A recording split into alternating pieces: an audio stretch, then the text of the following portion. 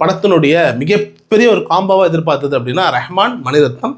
இவங்க ஆல்ரெடி வந்துட்டு மணிரத்னம் அண்டு ராஜா, இளையராஜாவை சேர்ந்து ஒரு நாயகன் பண்ணியிருக்காங்க. இப்போ இந்த இடத்துல வந்துட்டு என்னவா பண்ணியிருக்காங்க, பாடல்கள் எக்ஸ்ட்ராடினரி. ஆனால் அதில் பாதி பாட்டு கூட இந்த படத்தில் இல்லைங்கிறது வைத்தறிச்சல்.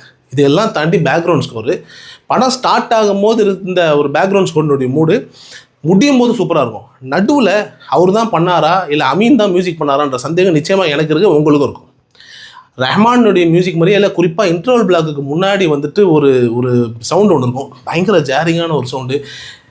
அங்கே வந்துட்டு மட்டை பண்ணுறாங்க, இவ்வளோ பெரிய ஒரு ஆளை போட்டு ஏதோ ஒரு விஷயம் பண்ண போகிறாங்கன்னும் போது நீங்கள் என்ன டப்பான்னு தட்டிட்டு வந்திருக்கீங்கிற மாதிரியான ஒரு மனநிலை தான் இருக்குது. சீரியஸாக ரஹ்மான் அவர்கள் ஏன் இவ்வளோ மட்டமான ஒரு பேக்ரவுண்ட் மியூசிக்கை இன்டர்வல் பிளாக்குக்கு முன்னாடி போட்டாங்கன்னு தெரியல. இன்டர்வலுக்கு அப்புறமா நிறைய இடங்களில் வந்துட்டு ரஹ்மானுடைய music it's not up to his mark. அது என்னன்றது தெரியல. நிச்சயமாக அது என்னங்கிறத தயவுசெய்து அவங்க பார்த்து அதை சரி பண்ணணும். ஏன்னா மணிரத்னம் மாதிரியான ஒரு இயக்குனருடைய படத்தினுடைய பேக்ரவுண்டே நல்லா இல்லை அப்படின்னும் போது கஷ்டமாக இருக்குது.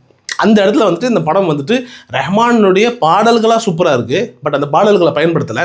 விண்வெளி நாயகன் வந்துட்டு வேஸ்டடு. அப்போது இது எல்லாம் தாண்டி பேக்ரவுண்ட் ஸ்கோராக நாம் ஒன்று எதிர்பார்ப்போம் இல்லையா, பேக்ரவுண்ட் ஸ்கோர்லேயும் ஏகப்பட்ட சொதப்பல். ஸோ இது மட்டும்தான் இந்த படத்தினுடைய ஒரு மிகப்பெரிய ஒரு கன்ஃபியூஸ்டு ஸ்டேட்டான ஒரு விஷயமா வந்துட்டு நான் பார்த்துட்டு இருக்கிறது.